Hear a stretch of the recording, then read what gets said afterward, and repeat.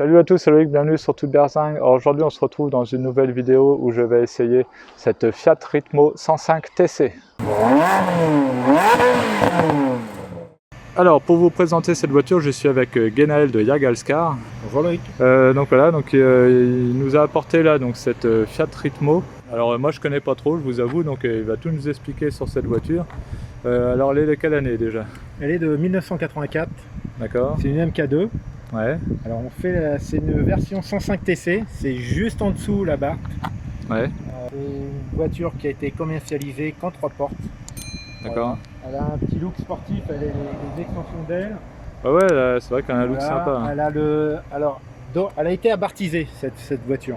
D'accord, ouais, c'est pour ça qu'elle a le logo Abarth d'ailleurs. Voilà, c'est pour ça normalement à la place du logo Abarth, c'est marqué 105 TC. D'accord, ok. Voilà. Sur la 105 TC, il y a le béquet de haut de toit. Ouais. Ça, celui-là, il était rajouté parce que ça, normalement, c'est la 130 TC qui a le béquet au niveau du bas de la vitre arrière. Ok. Voilà. Normalement, la sortie d'échappement est ovale. Ouais. À l'origine. Donc là, l'échappement a été changé du coup. Hein. Voilà, l'échappement, c'est une ligne inox. Ah ouais, ligne inox, donc voilà. Là, ça doit bien chanter. Là. Ça chante bien. Ok, bon, on va écouter ça tout à l'heure. Ah, c'est marrant, je regarde, petit détail, mais la poignée d'ouverture de porte, le design est un peu particulier. C'est typique années 80, ouais, on n'en trouve pas beaucoup. Ouais, mais généralement c'est rectangulaire. Généralement c'est rectangulaire et là c'est rond. Alors après on a les optiques à l'avant, ouais, c'est assez...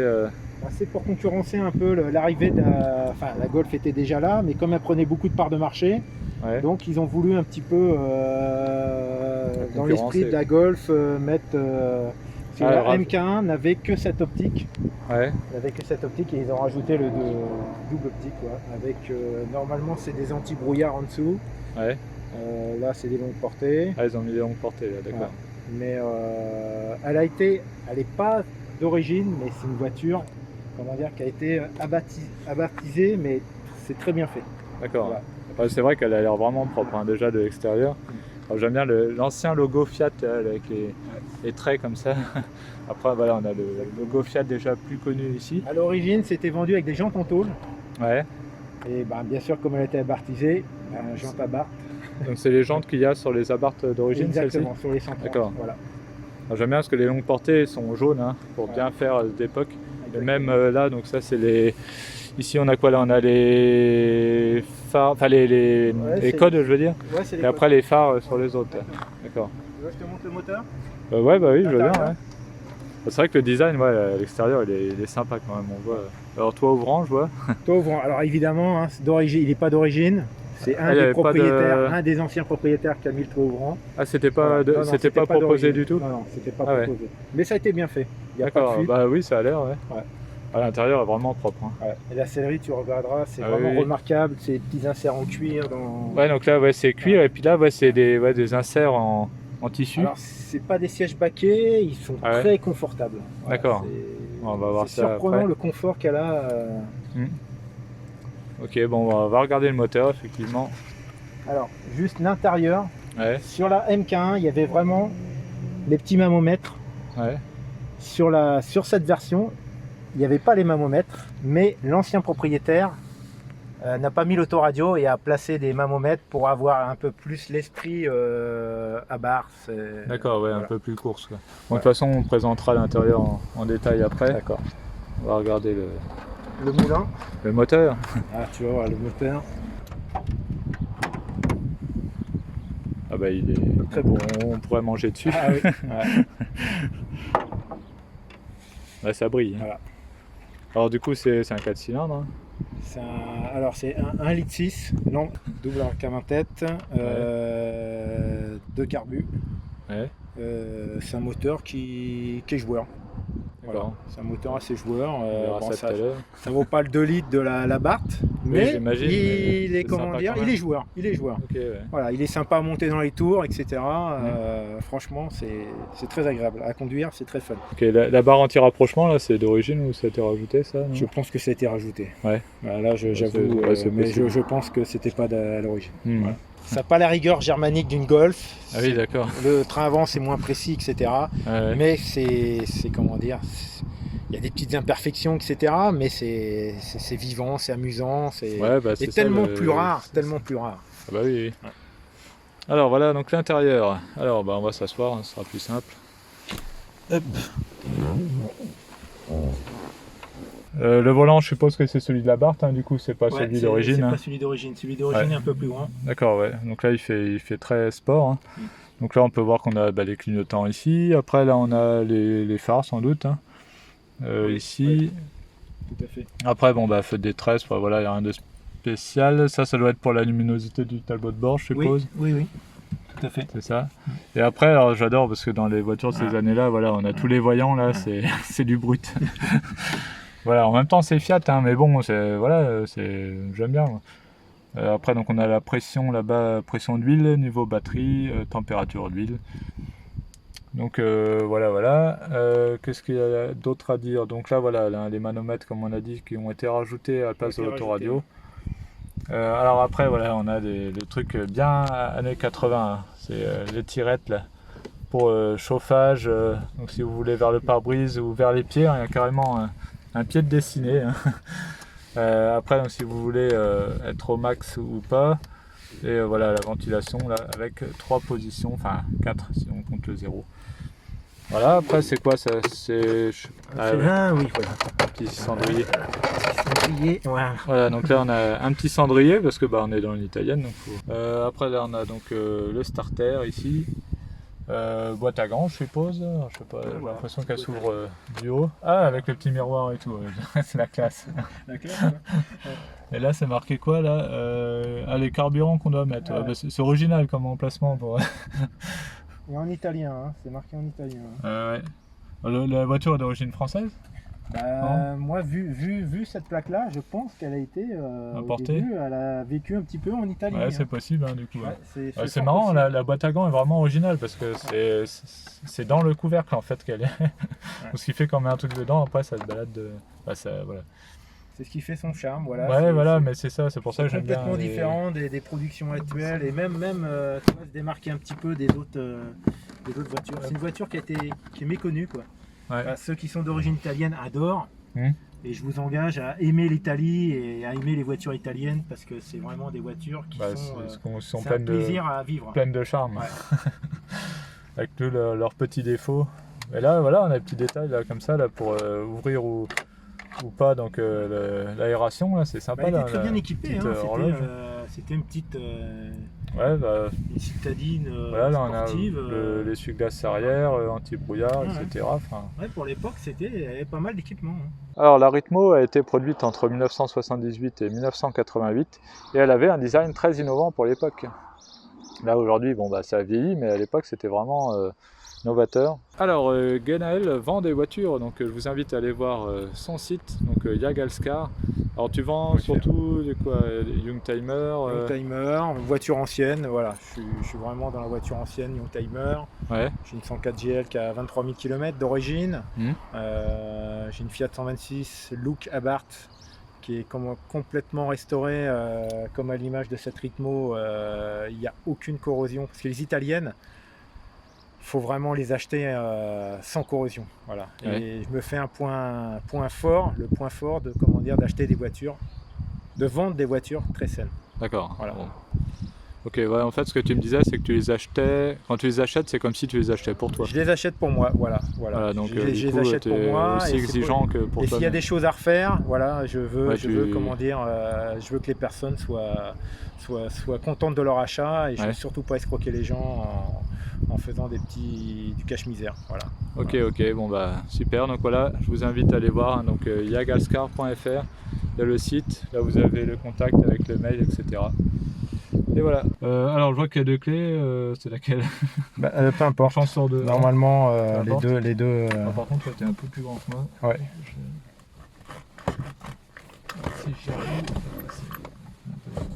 Voilà. C'est pas mal. Alors j'essaye celle-là. Ça a l'air bon. Déjà.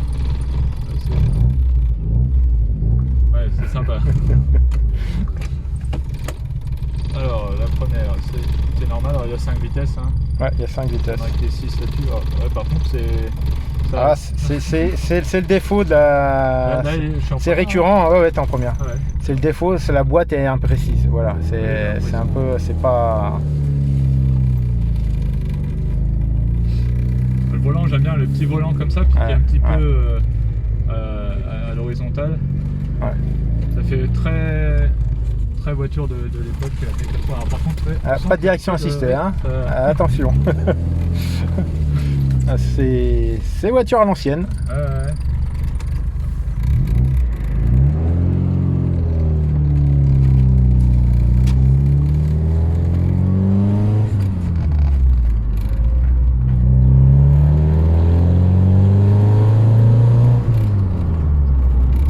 C'est vrai que voilà, là on a des petits gris-gris, on a des trucs. Ah ben c'est Fiat, hein, voilà. Voilà, c'est pas une allemande, hein, ni une Golf GTI. Ouais, mais je suis sûr que c'est plus sympa. Mais c'est plus sympa, tu vas voir.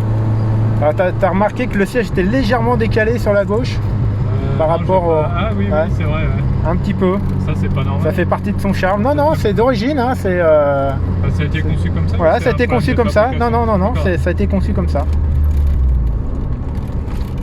C'est vrai que le levier de vitesse, le gros défaut, ouais, c'est la... comment dire, c'est un peu le train avant.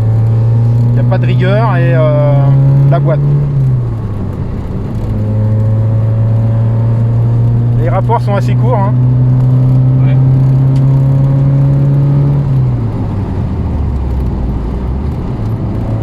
C'est pas très rapide dans le changement de rapport, mais la boîte elle est un peu... Ah, faut connaître. C'est vrai qu'elle est imprécise. Ouais. Bon, après qu'on est habitué, je pense que... Ouais, c'est vrai qu'on a des sensations...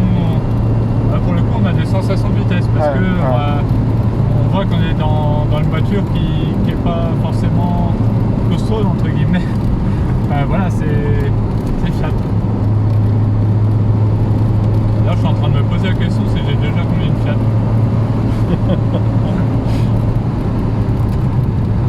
Bah, Fiat Ritmo, je pense pas. Non, Ritmo. Ah, peut-être la 130 TC, non 130 TC, non, même pas, non. J'essaierai un jour de t'en trouver une. Ouais.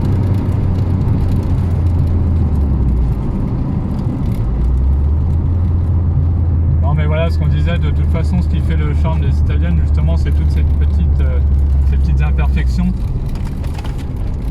Et comme je dis souvent dans mes voitures, moi je suis pas fan des voitures allemandes parce que je trouve qu'on s'ennuie dedans en fait.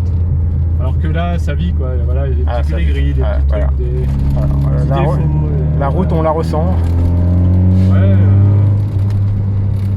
Ouais, encore je trouve que ça, bon enfin... Ouais, elle est confortable, t'as remarqué le moelleux des sièges quand même? Oui, c'est vrai, les sièges sont vraiment moelleux. Et même les suspensions je trouve que ça va encore. Ouais.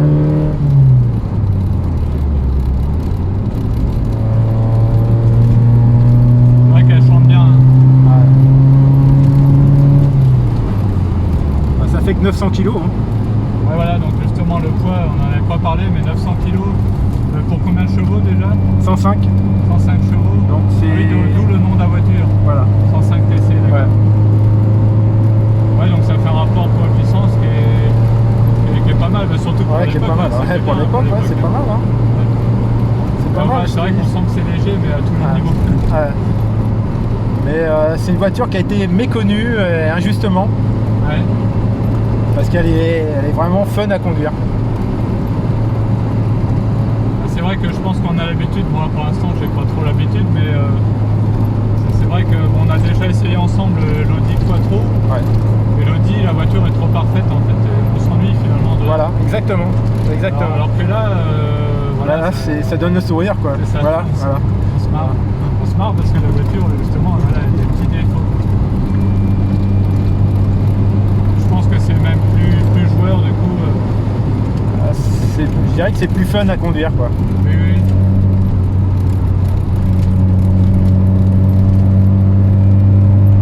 Après je connais pas la voiture donc je n'essaye pas non plus de prendre des virages à fond de la caisse. C'est une traction hein. Une traction. Ouais. On est en train de ramasser les moustiques du coin. Ouais.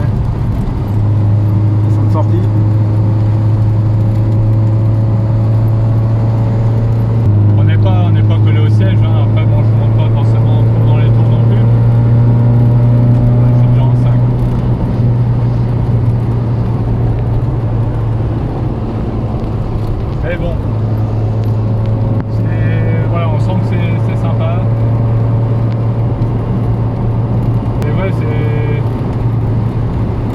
c'est une moto rigolote. Ouais. Et surtout qu'on voit très peu sur la route, très peu. Ah, dans tous les rassemblements, vous voyez beaucoup de 205 GTI, Golf, ça, ouais. 2 chevaux, etc. Ouais. Et franchement, celle-là, elle a un succès. Elle attire les regards. Voilà. Oui, parce que les gens, oui, on n'en voit pas. Hein. On n'en voit pas. Et ça me perturbe, c'est la vitesse. Ah, faut il y a presque des petits retours derrière. Les directions assistées, avec le petit volant, enfin la direction qui n'est pas assistée. Non. Bah si, elle est assistée, mais par les bras.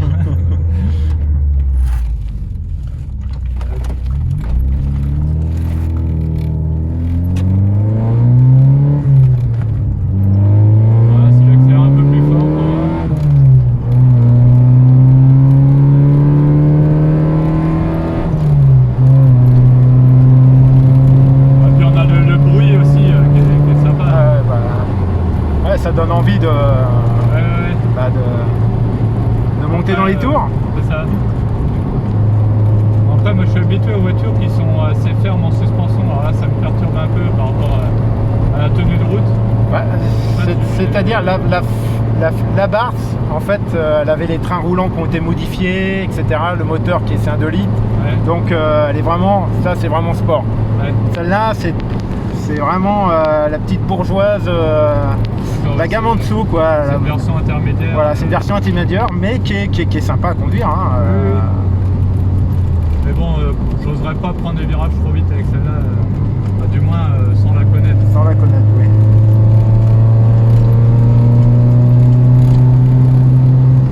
C'est vrai que ça se balade un peu, je suis habitué. Après, il faudrait, le gars qui veut vraiment taper dedans, faut changer les suspensions. Oui, voilà.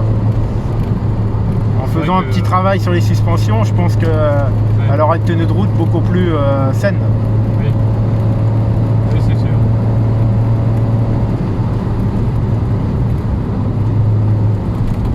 Mais le moteur, il est joueur. Par rapport aux voitures de l'époque, les concurrentes, je pense que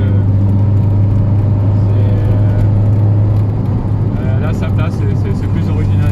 Ouais, elle a sa place, tout à fait, elle a sa place. C'est un vrai collector. Et du coup, je pense que les prix n'ont pas forcément encore monté sur celle-ci, ou peut-être un petit peu, mais c'est-à-dire que, comment dire, comme toutes les Fiat d'origine, le gros défaut, c'est la corrosion ou l'électricité. Ouais. Et là, celle-ci, il n'y a aucune corrosion dessus, vraiment aucune. Et les soucis d'électricité ont été réglés. Donc, dans cet état-là, il n'y en a pas. Ou alors les gens les gardent. Hein. Donc je pense que ça commence un petit peu à... Alors vous allez en trouver, mais avec de la rouille, avec les commodos qui ne fonctionnent plus, des problèmes électriques de relais, etc. Parce que là ça vaut combien à peu près une Fiat comme ça, une Ritmo 105 TC? Surtout qu'elle est beaucoup plus rare que la 130. Ouais. Parce que les Abarth, les gars, en fait, ils en ont pris soin. La 105, un peu moins, voilà. Et puis, il la mettait à la casse, voilà, pour rouille ou dans les virages, ils ont pris un fossé. Voilà. Aujourd'hui, ça vaut dans la version qu'on a aujourd'hui, là, le modèle, ça vaut 15 000. D'accord. Ouais. C'est une bonne alternative par rapport au prix des GTI qui ont pris une cote. Oui, c'est la folie, quoi. Et c'est une très bonne alternative, et en plus vous démarquerez des autres parce qu'on n'en voit pas, quoi. Dans les rassemblements, il n'y en a pas. Du coup, elle est plus chère que ma Clio RS. C'est fou. Ta Clio RS, faut attendre un petit peu les années. Oui, Après, il y a eu beaucoup de diffusion de Clio RS, donc celle-là, t'en trouves pratiquement plus, quoi. Ouais, c'est vrai.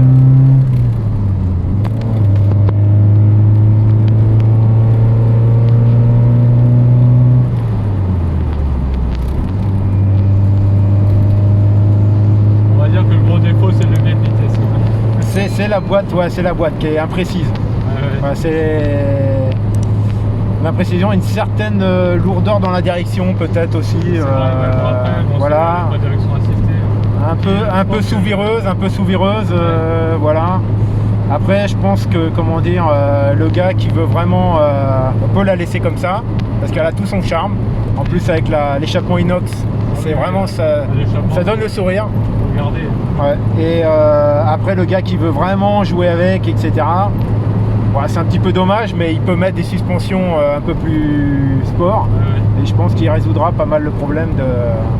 Après, la boîte, elle est comme ça, Autant voilà. Qu'il prenne directement une Abarth, celui qui veut. Oui, celui qui. Oui, il peut prendre une Abarth.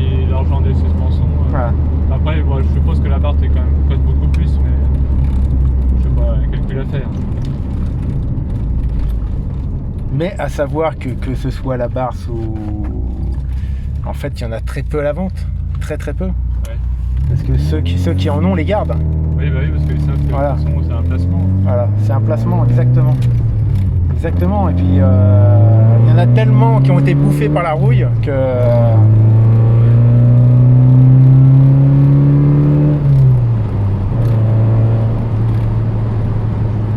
Ah, c'est sympa. Bon, bah, merci Ganaël pour le. De rien, c'est avec plaisir. C'est l'amour des Youngtimers. Ouais, c'est ça, voilà. Ça fait plaisir. Bon, ben voilà pour ce petit essai de la Fiat Ritmo 105 TC. Donc merci Ganaël. Merci.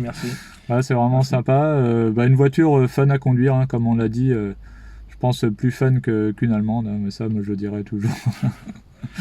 Il y a sans contestation. Il y a des petites imperfections, mais c'est ce qui les rend attachantes. C'est ça. Ouais. Voilà, et puis n'hésitez pas surtout à aller voir ton site. N'hésitez pas, parce que je pense que cette voiture-là va se vendre rapidement. Voilà, et puis même si vous cherchez une autre Youngtimer, allez voir. N'hésitez pas à venir me voir. C'est ça. Voilà, en tout cas, j'espère que vous avez aimé cette vidéo. Si c'est le cas, n'hésitez pas à mettre un pouce bleu. N'hésitez pas aussi à vous abonner et à activer la petite cloche, comme ça vous serez au courant dès que je mets une nouvelle vidéo. On se retrouve à très bientôt sur Tout le Berzing. Allez, salut!